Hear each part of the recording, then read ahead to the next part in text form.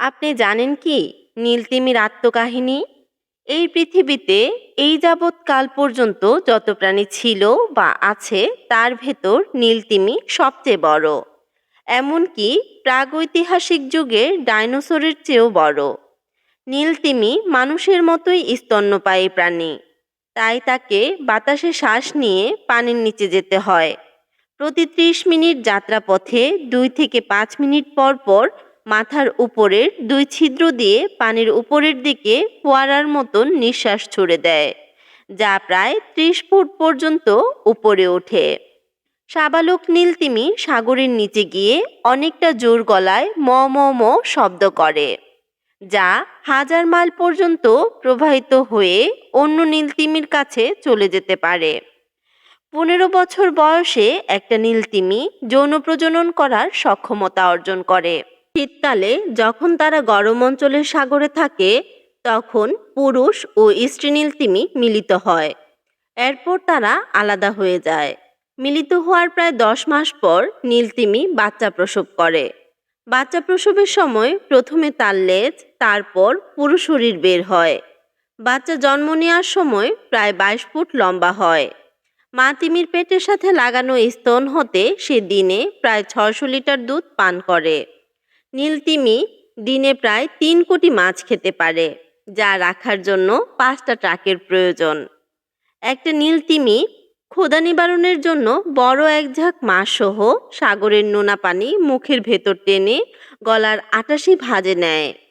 সে তার জিহবা দিয়ে ঠেলে সব নোনা পানি ৭৯০টা ঝালরের ভেতর দিয়ে বের করে দেয়।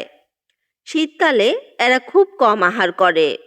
নবী হজরত ইউনুস আলাইসাল্লামকে নীলতিমি ৪০ দিন গিলে রাখে। নীলতিমি সাগরের সম্রাটের ন্যায় রাজত্ব চালানোর জন্য মানুষের মতন শ্রবণ ও স্পর্শ ইন্দ্রিয় ব্যবহার করে। সফরের উদ্দেশ্যে শীতের আগে ২ মাসের বেশি সময় ধরে এরা সাঁতার কেটে দক্ষিণ মেরুর তিমি দক্ষিণ মেরুর বিষুবরেখার দিকে এবং উত্তর মেরুর তিমি উত্তর বিষুবরেখার দিকে যেতে থাকে। তাই এই ২ মেরুর নীলতিমিদের কখনোই সাক্ষাৎ হয় না। সাগরের পানিতে বসবাস ও দেখতে মাছের মতো হলেও আমরা নীলতিমিকে মাছ হিসেবে জানলেও আসলে নীলতিমি মাছ নয়। ২০০৭ সালে আলাস্কার শিকারীরা একটি তিমির সন্ধান পান, যার শরীরে ১৮৮৫ থেকে ১৮৯৫ সালের মধ্যে তৈরি হারপুনের টুকরা গেঁথে ছিল। অর্থাৎ তিমিটি ১০০ বছরেরও বেশি আগে শিকারীদের আক্রমণ থেকে বেঁচে যায়।